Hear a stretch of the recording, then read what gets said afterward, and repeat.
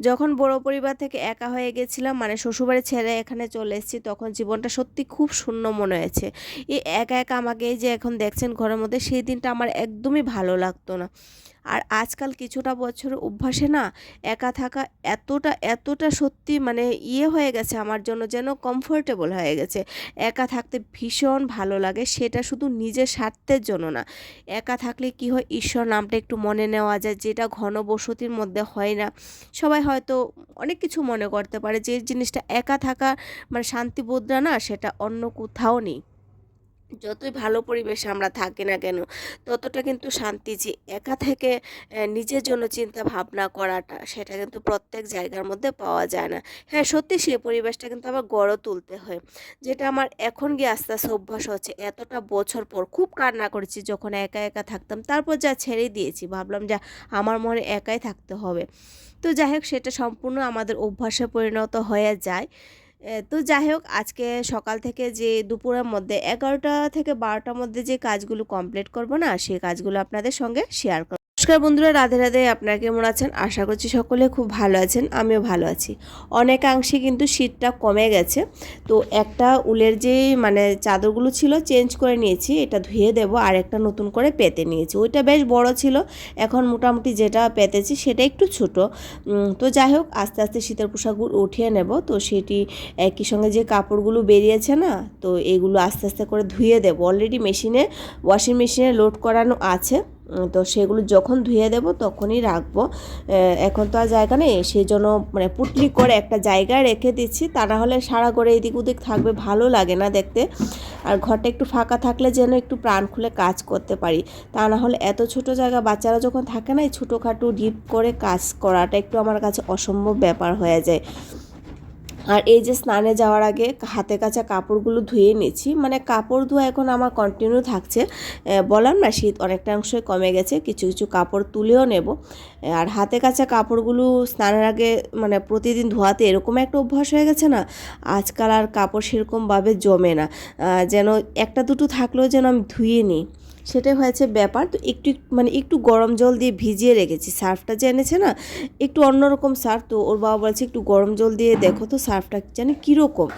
তো যাই হোক, মানে ঠিকঠাক আছে। পরে আমি দেখলাম ঠিক আছে। এই যে কাপড়গুলো ভিজিয়ে রেখেছি, পরে স্নানের আগে না কেচে দেবো। গতদিন মুড়ি মোয়া বানিয়েছিলাম রাতে, জানেন তো।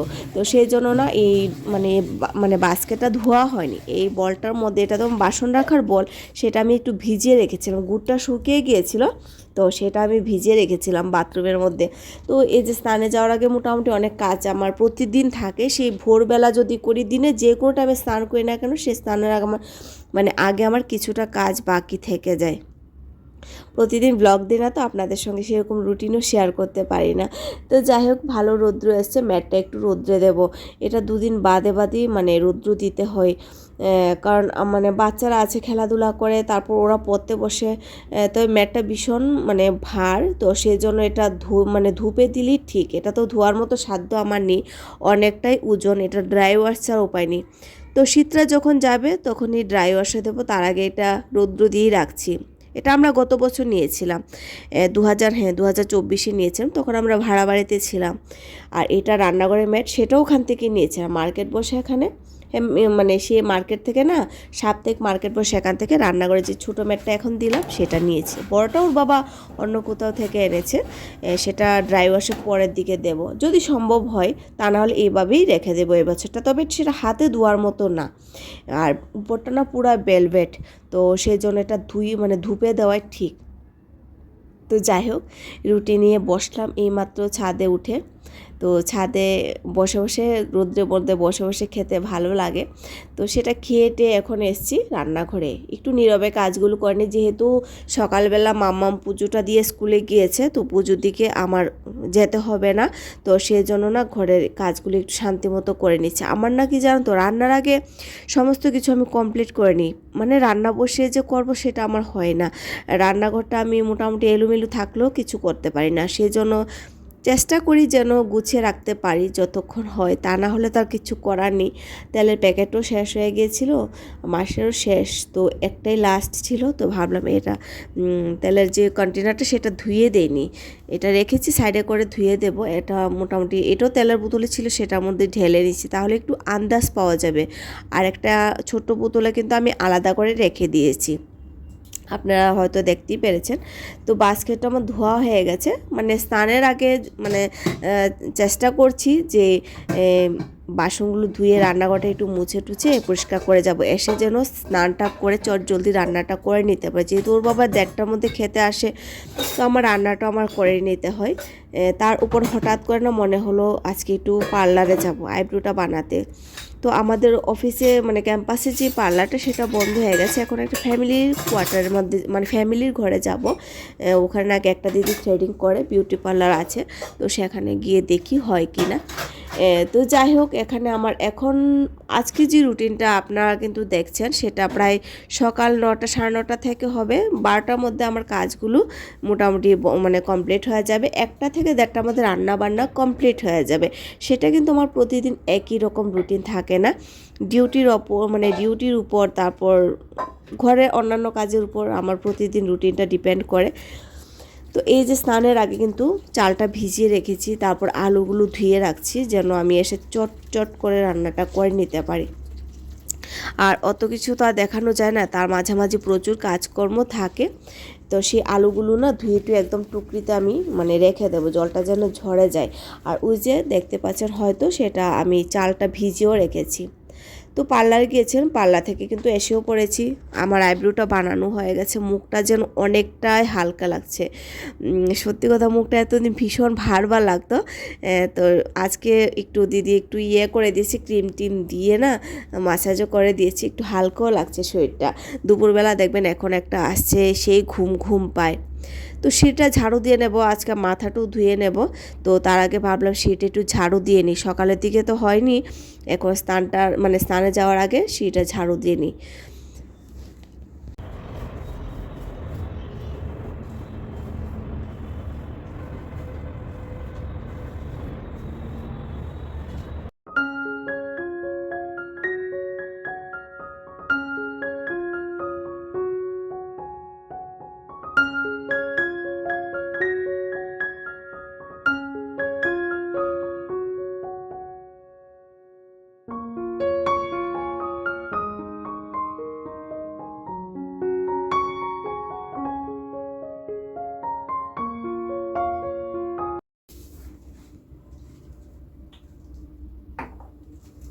পার্লার থেকে এসে এক চুলায় ভাত আর এক চুলার মধ্যে ডাল বসিয়ে দিয়েছি, তারপর না দিয়ে গিয়ে সিঁড়িটা ঝাড়ু দিয়ে আসলাম, ততক্ষণে আমার ডাল আর ভাত হয়ে গেছে। ভাবুন কতটা সিঁড়ি মানে ঝাড়ু দিতে হয়, একদম উপর থেকে নিচের তলা পর্যন্ত দিয়ে আসি, একটা করে তো দেওয়া যায় না, তাই না? আর এদিকে কিন্তু আমার পাশাপাশি ভাত আর ডালটা হয়ে গেছে। তো আর এদিকে আমাদের মানে একটা রান্নার ঝঞ্ঝাট বলবো না, সেটা আমার একটু পরিশ্রম করতে হবে। দেখুন, বাচ্চাদেরকে একটা যদি ভালো পরিস্থিতি মানে ভালো একটা হ্যাবিট শেখাতে যায়, তো সেই দিকে তো একটু আমার পরিশ্রম করতে হবে। সেটা আমার মনে হয় আমার একটা মায়েরই কর্তব্য থাকে, যেহেতু বাচ্চা ডিম খায় না, তো সেদিকে ও কোন খাবারটা খেয়ে পছন্দ করবে সেদিকে কিন্তু আমাদের লক্ষ্য রাখতে হবে। আর ননভেজ তো আমার একদমই অপছন্দ, আমি চাই আমার বাচ্চারা না খাক, তাতে আমি আরও পরিশ্রম করব, কিন্তু আমার বর তো খেতে চায়।